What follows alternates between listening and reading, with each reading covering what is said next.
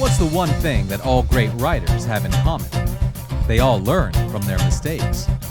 Whether you're full-time, part-time, or just starting out, this Great Writers Learn miniseries will give you a behind-the-curtains look at two independent authors and the struggles they've faced along the way. You can shortcut the success of your career by learning from their blunders. Welcome to Great Writers Learn, with your hosts, best-selling authors Daniel Willcocks and John L. Monk. Hello and welcome to Rights and Wrongs, a Great Writers Learn mini-series in which we explore the behind the scenes of author craft, take a retrospective look at some of the biggest mistakes that we've made, and share fundamental lessons learned so that you can learn from our errors and accelerate your author career. My name's Daniel Willcocks, and with me every single week is the incredible John L. Monk. Hello, John.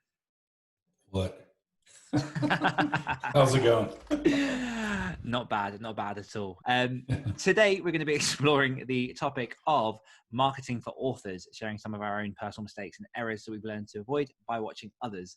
So when we talk about marketing, I think I said I was going to take the lead on this one. So marketing, generally, we look at how we are trying to sell books to our customers. But as someone who has worked in marketing for probably half a decade before this, it gets a lot bigger than that. And I think that it's very easy to confuse marketing with sales. Like I say, marketing, you can look at the number of books you're selling, how much money you're making. Those are great metrics to measure your success by. But marketing can go a lot wider than that in terms of making sure you're building reader trust, making sure you're connecting with people, the emotional bonds that you build with your readers and your fellow writers and other people that you impact along the way. There's a whole big scope to marketing. But I think some of the biggest things that we could probably address in this conversation are things like how we promote through mailing lists, social media, newsletter swaps, paid ads, and even potentially look at a little bit of content marketing. Do you want to dive into any of your particular pieces here, John? I would say probably just right up. Marketing is also an activity, and I see a lot of authors that aren't doing anything. One of my rules is always be doing something, and that's something to sell your books. It's good for your mind and soul to know that you're up to something. It's good for your wallet because certain things will strike. It's like throwing a worm out into the pond kind of thing. Mm-hmm. It's good for your brain because you learn when you try different things.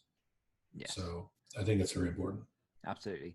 Do you have any particular platforms that you are using for your marketing, or any that you advocate for more so than others? Yeah, over the years, I used to do a lot of the mailing lists, the companies out there that do the lists like BookBub and ENT, that's e-Reader News Today, Book Barbarian, Pixel of Ink, those kinds of things. Those were the ones I first started off on. And they actually moved a lot of books, especially when you did free deals and stuff. BookBub, I've had a couple, but, you can't really depend on BookBub. They're so hard to get, but they will sell books. Other than that, I would probably say Amazon ads have done lots for me. I don't mind when I release a new book, spending way more money than I'm getting, just slamming. And what you're doing is you're paying for sales rank. Yes. You just feel free to lose as much money as you possibly can when you sell a book that's brand new over on Amazon, because later they're not going to. If you have a nice old book, they're probably not going to put your ads up in front of anybody. So, that's the other thing. Yeah, and it's definitely become more of over the years, it's become more of a paid platform, particularly those types of ads. If you're looking at getting started into the writing arena, then it's definitely worth putting some kind of budget aside for marketing, because as much as you can do a lot of free things with newsletter swaps with other authors, you could put things up on BookFunnel or Prolific Works and do sort of group giveaways and things. There is an element of, in order to try and expand and keep reaching new readers, you're going to have to put some kind of money in, because you've got things like Amazon ads now, you've got things like Facebook ads, you've got BookBub ads. And because they are so competitive and the market is, there's still plenty of room for people to join, but the market is getting more and more crowded. You definitely want to be able to make sure that you're putting some kind of cash into it. And I think one of the things that will dominate this conversation is that there are so many different ways to market your book that you need to be doing a few at least. I don't think you can rely simply on just using one avenue to promote your book and then just using that for life. You're going to have to constantly be contacting your current readers that you've got, trying to reach out to find new readers. People, it's worth definitely looking at the sales funnel and how you reach new readers and drive them further and further into your brand, your books, so that you can create long-term readers that love you and what you do. Because, as I say, there are so many authors out there, and we live in a world in which everything is go, go, go. Attention is the currency. And all of that comes from things like watching Netflix and how everyone's got entertainment just coming out the wazoo. If you don't like one thing, something else will grab your attention very, very quickly. So it's definitely, it's a competition to try and see who you can bring into your world and who you can keep there as well. Yeah, and the best type of marketing, of course, is word of mouth. Mm-hmm. Just really nail the content, hit the tropes. We've talked about that before. Make sure you have all the good covers. You got everything going on there, and the story is tight, and the writing is good. And that way, when people pick up your books, they start telling people. The first indie book I ever read in my life, I didn't even know indie writing was a thing. I seriously did not. And this is back in like 2010 or 2011 or something. And somebody told me I needed to read Nathan Lowell's Quarter Share. And I read it, and I didn't know it was indie writing. And I finished it, and I told my friend, wow, that was incredible. I'm going to pick up Half Share. He's got another book. And then he's like, did you know he's an indie author? And he's like, what do you mean indie? He's a self-published author. I'm like, you mean those people that sell books out of the trunk of their car? And he says, man, you got to catch up. And I'd always been trying to write and sell to the agents and stuff, and I was never, to publishers and everything, and sort of that opened up my world. But I started off with Nathan Lowell, and he absolutely killed it, such that my friend could have no problem whatsoever telling me about this guy's book. Yeah, word of mouth is the biggest seller, particularly if you can get in with a group of, even if there's a readers group or something you can get in with, or just people constantly just pushing it, and ways to cultivate those relationships. I mean, how fundamental do you think things like newsletter and mailing lists are? Because I've heard a lot of people questioning the premise of a mailing list at this point, but what are your opinions on mailing lists? Well, probably more traditional in the sense of indie authors, which is they're awesome to have, they're great to cultivate, because you can always take it with you. If you've got 50,000 people in your mailing list and they're really interested in your stuff, they didn't just get it, because of some prize giveaway, and then they signed up for it, meaning they read your book, they loved it. Maybe they even spammed you with love letters about how awesome the series is, and they got on your list. That's gold.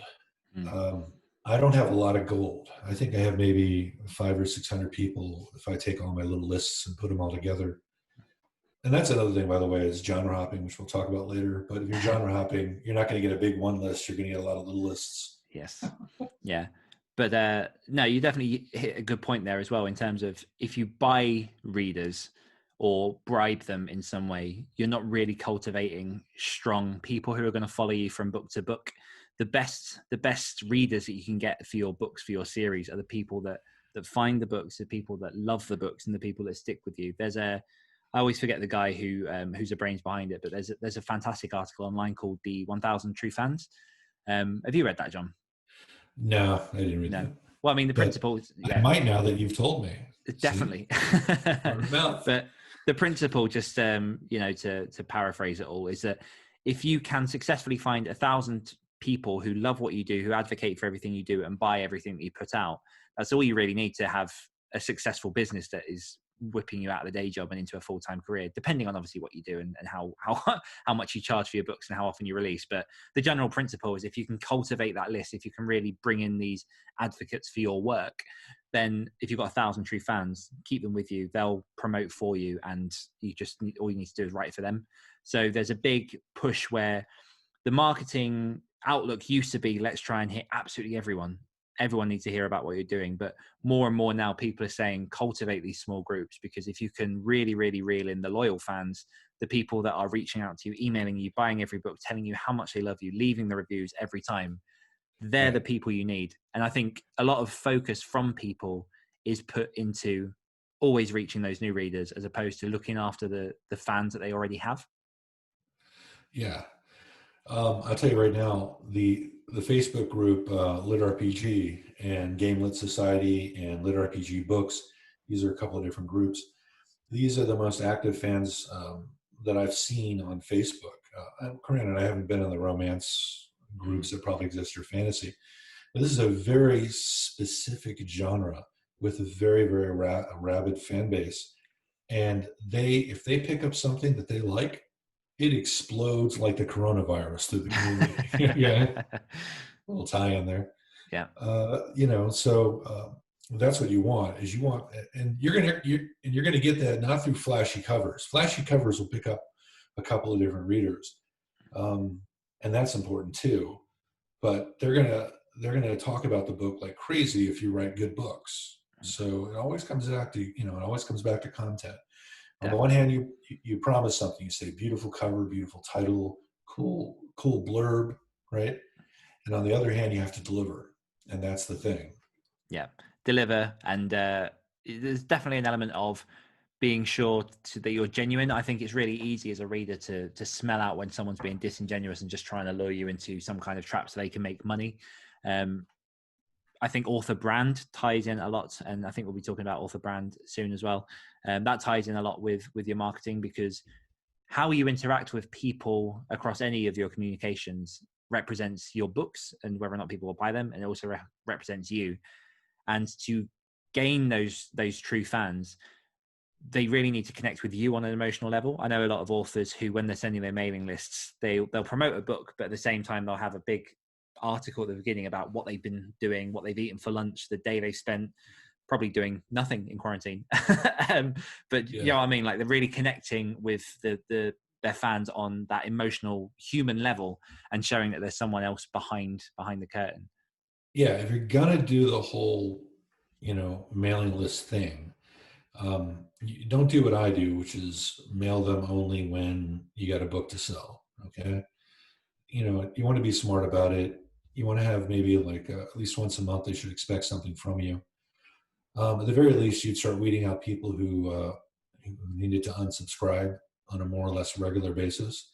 One thing you don't want to do is blast them with something after a year or two of nothing, and then suddenly 50 people unsubscribe.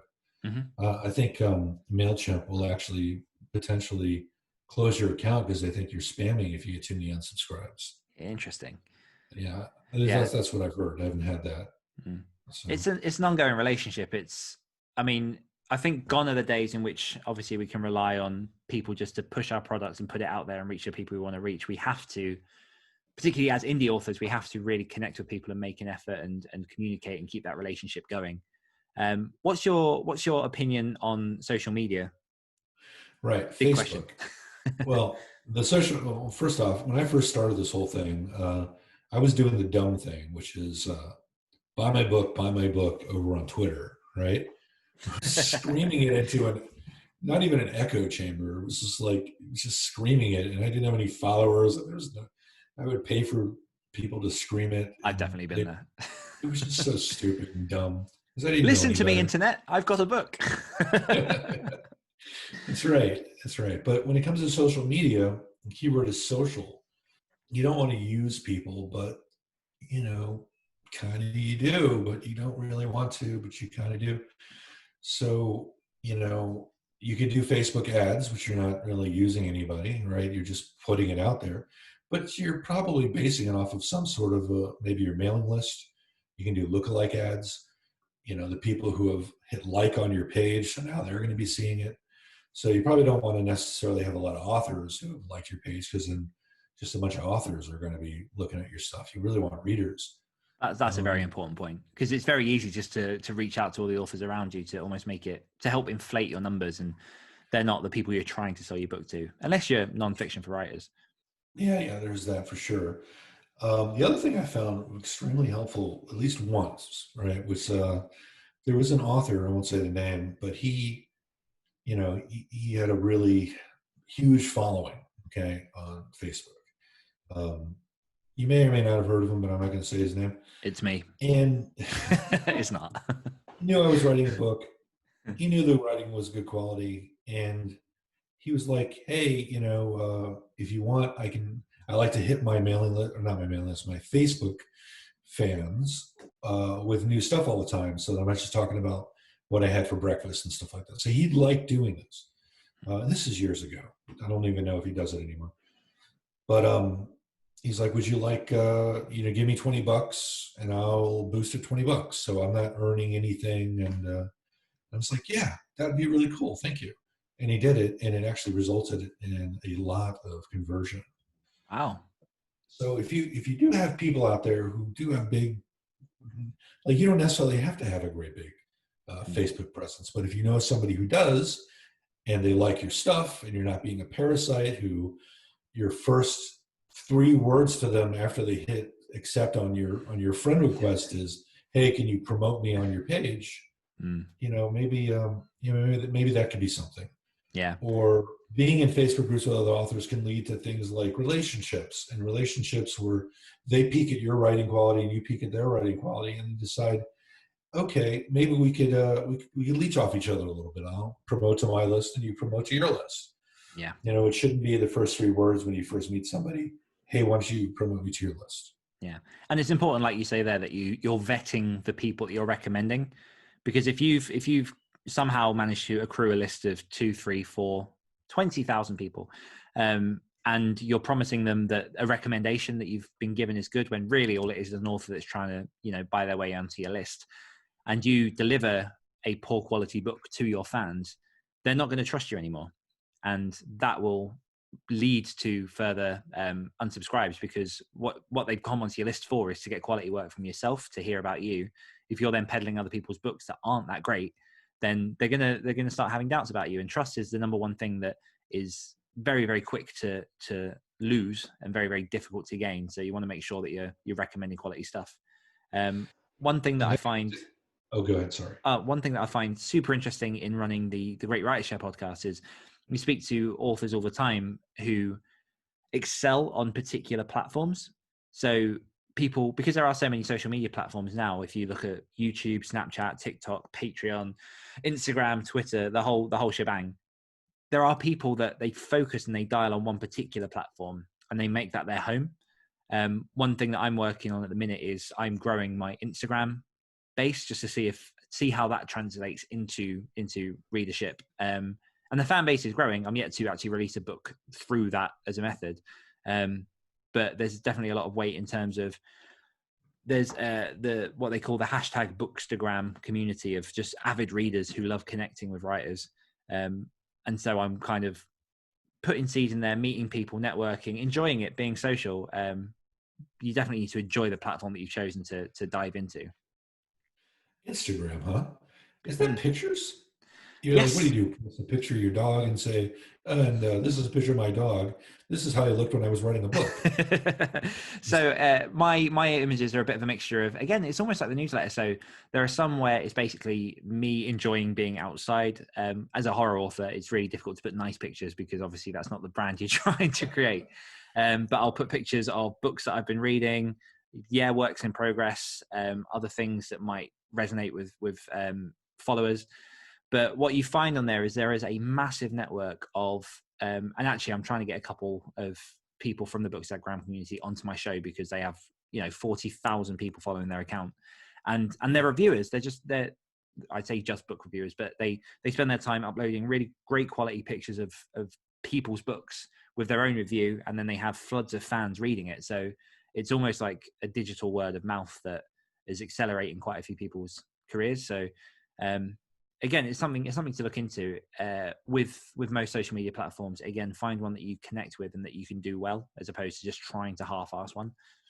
But no, it's worked so far in terms of building a Patreon following for my fiction, which is nice.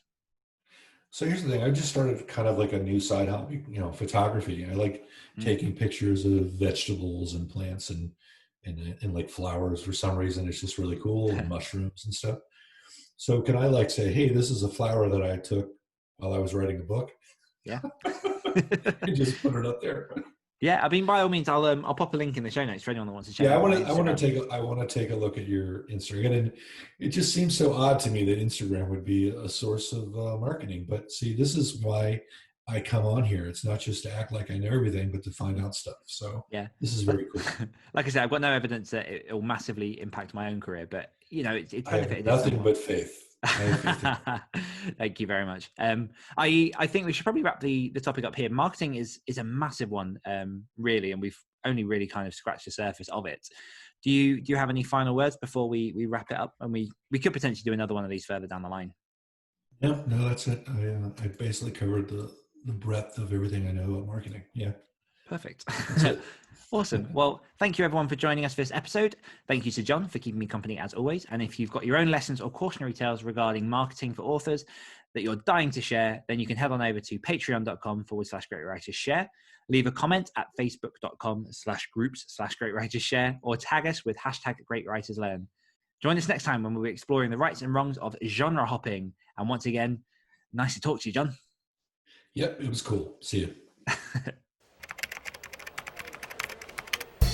Thanks for joining us for this episode of the Great Writers Learn mini-series, Rights and Wrongs. If you're looking for even more content created specifically to boost your creative well and accelerate your author career, then head on over to www.patreon.com/greatwritersshare and get involved in the community. Don't forget to also check out the Great Writers Share podcast, where you can eavesdrop on conversations with some of today's most prolific and generous writers as I tease out the tips, tricks and strategies that they use to make a living from their writing. Just search for Great Writers Share in your podcatcher to get started today. Until next time.